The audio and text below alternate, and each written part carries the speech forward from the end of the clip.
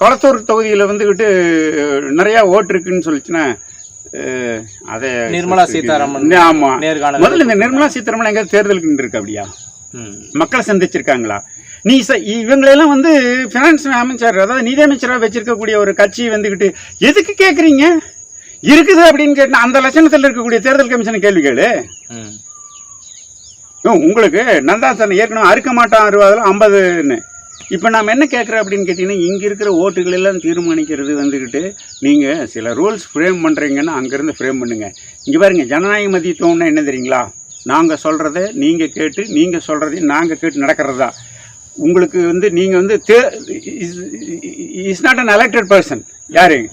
அப்போ அரசியல் சட்டத்தில் வந்து உனக்கு இந்திய அரசியலமைப்பில் உனக்கு சில அதிகாரங்கள் கொடுத்துருக்காங்கன்னு சொல்லிச்சுன்னா நீ ஒரு ஐஏஎஸ்ஸாக இருந்து போகிறவங்க உங்களை வந்துக்கிட்டு பிரதமர் அல்லங்களா இந்த நாட்டினுடைய முதன்மை அமைச்சர் எதிர்க்கட்சி தலைவர் உச்சநீதிமன்ற நீதிபதி 2 பேரும் மக்களால் தேர்ந்தெடுக்கப்பட்டவங்க.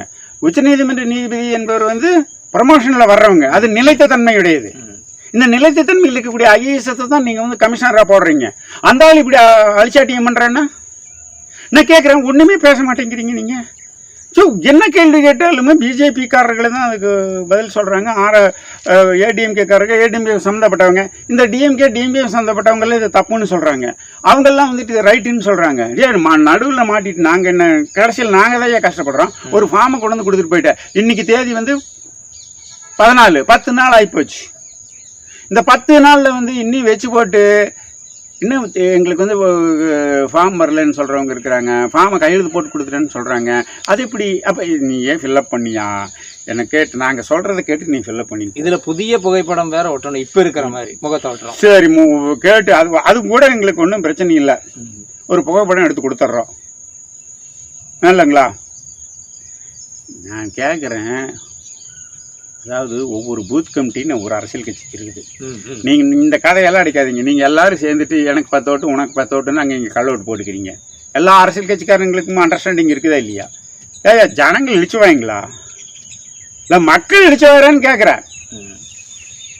கட்டாயமாக நீங்கள் 5 ஓட்டு போட்டுக்கிறீங்க, நீங்கள் 5 ஓட்டு போட்டுக்கிறீங்க. இதில் வந்து ஐயோ உனக்கு 5 ஓட்டு தான் உனக்கு கெப்பாசிட்டி, எனக்கு 25 ஓட்டு கெப்பாசிட்டி அப்படின்னு செத்து போனவன் இல்லாதவன் இப்படி சில ஓட்டு விடுது. அது வந்து இப்போ வந்து என்ன அப்படின்னு கேட்டிங்கன்னு சொன்னிங்கன்னா நீங்கள் கொடுத்துருக்கக்கூடிய அந்த ஓட்டர் ஐடி கார்டு கொண்டு வந்து காமிக்கணும்.